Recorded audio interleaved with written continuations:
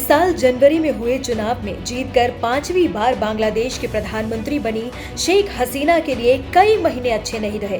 पहले चुनाव में धांधली का आरोप लगा, फिर कोटा सिस्टम को लेकर हफ्तों तक प्रदर्शन और आखिरकार शेख हसीना के इस्तीफे की मांग। प्रदर्शनकारियों के आगे शेख हसीना को झुकना ही पड़ा, इस्तीफा देना पड़ा और इसके साथ ही उन्हें अपना ही मुल्क भी छोड़ना पड़ा।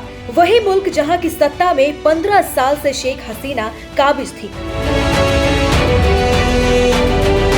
शेख हसीना सरकार ने सिविल सेवा सर्विसेज में 1971 में आजादी की लड़ाई लड़ने वाले स्वतंत्रता सेनानियों के रिश्तेदारों को आरक्षण देने का फैसला लिया था। इस फैसले के खिलाफ देश भर में युवाओं ने जबरदस्त विरोध प्रदर्शन किया, जिसके बाद सरकार ने कुछ हद तक आरक्षण के फैसले को वापस ले लिया। लेकिन शांति बहाली के लिए शेख हसीना ने सेना को बहाल कर दिया, जिसके बाद कई जगहों से हिंसा की घटना सामने आने लगी। पीएम पद से इस्तीफा की मांग लगातार उठ रही थी और इसके बाद शेख हसीना ने अपने पद से इस्तीफा दे दिया। बहरहाल शेख हसीना को जिन हालातों में इस्तीफा देकर अपना मुल्क छोड़ना पड़ा है, उसके लिए अब विदेशी दखल का दावा भी किया जा रहा है। शेख हसीना के बेटे सजीब वाजेद ने इस तख्ता पलट के पीछे अमेरिका का हाथ होने का शक जाहिर किया है। एक मीडिया इंटरव्यू में उन्होंने कहा कि अमेरिका मजबूत सरकार नहीं चाहता, वो बांग्लादेश में कमजोर सरकार चाहता है। वो एक ऐसी सरकार चाहता है जिसे नियंत्रित कर सके। वो शेख हसीना को नियंत्रित नहीं कर पाए। आपको बता दें कि एक राजनीतिक विश्लेषक ब्रह्मा चिलानी ने भी विदेशी एंगल की बात कही है। उन्होंने सोशल मीडिया पर लिखा कि शेख हसीना ने तेजी से बांग्लादेश को आर्थिक विकास दिया, लेकिन शक्तिशाली बाहरी ताकतें उनके खिलाफ खड़ी थी। तीस्ता परियोजना भारत को देने के उनके फैसले से चीन नाराज हो गया और दुख की बात है कि बाइडेन भी उनके पीछे पड़ गए थे। हालांकि बांग्लादेश में हुए तख्ता पलट के लिए अमेरिका पर इल्जाम लग रहे हैं, उसके संकेत कुछ महीनों पहले ही शेख हसीना ने दिए थे। शेख हसीना ने एक मीटिंग में अमेरिका का नाम लिए बगैर कहा था कि उनके ऊपर विदेश से दबाव बनाया जा रहा है। इसी साल मई में शेख हसीना ने खुलासा किया था कि उन्हें एक विदेशी मुल्क से ऑफर मिला था कि अगर वो उसे बांग्लादेश में एयरबेस बनाने देती है तो चुनाव में उनकी आसानी से वापसी करवा दी जाएगी।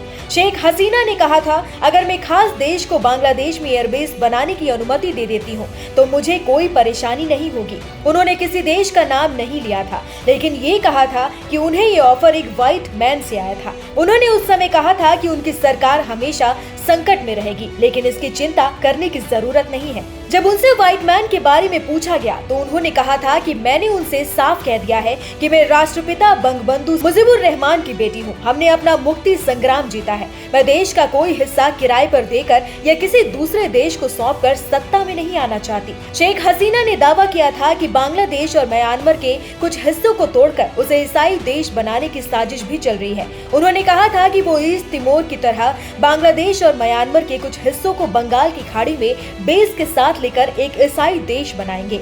ईस्ट तिमोर का जिक्र कर शेख हसीना ने एक तरह से अमेरिका की ओर इशारा कर दिया था। ईस्ट तिमोर 2002 में ही आजाद मुल्क बना है। यहाँ अमेरिका की अच्छी खासी मौजूदगी है। हर साल अमेरिका यहाँ लाखों डॉलर खर्च करता है। बांग्लादेश में इसी साल 7 जनवरी को आम चुनाव हुए थे। इस चुनाव का विपक्ष ने बॉयकॉट कर दिया था। इस चुनाव में शेख हसीना की पार्टी अवामी लीग ने संसद के 300 में से 224 सीटें जीती थी। इस चुनाव में महज 40% ही वोटिंग हुई थी। विपक्ष ने चुनाव में धांधली का आरोप लगाया था। हालांकि अवामी लीग ने स्वतंत्र और निष्पक्ष चुनाव का दावा किया था। इन चुनावी नतीजों पर अमेरिका ने नाखुशी जताई थी। अमेरिकी विदेश विभाग के प्रवक्ता मैथ्यू मिलर ने कहा था, हजारों विपक्षी नेताओं की गिरफ्तारी और चुनाव के दिन अनियमितताओं की रिपोर्ट से अमेरिका परेशान है। पिछले साल की ही बात है, संसद में बात करते हुए शेख हसीना ने अमेरिका का नाम लिए बगैर उस पर बड़ा हमला किया था। उन्होंने कहा था कि वो चाहे तो किसी भी देश की सत्ता पलट सकते हैं, खासकर मुस्लिम देशों की।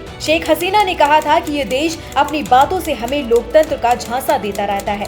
इस पर हमारी विपक्षी पार्टियां और कुछ लोग तालियां बजाते हैं, नाचते हैं। उन्होंने कहा था कि वो किसी भी देश की सत्ता को पलट सकते हैं, खासकर मुस्लिम देशों की। जब तक उनका इस्लामी देशों पर नियंत्रण था सब ठीक था। अमेरिका पर कई देशों की सरकारों का तख्ता पलट करने का इल्जाम लगता रहा है। कहीं विपक्षी दलों का समर्थन करके तो कहीं आतंकी गुटों को फंडिंग कर उसने उन देशों में बगावत करवानी शुरू कर दी। उस पर कुछ देशों के राष्ट्र प्रमुखों का कत्ल करवाकर वहां अराजकता फैलाने का आरोप भी लगा।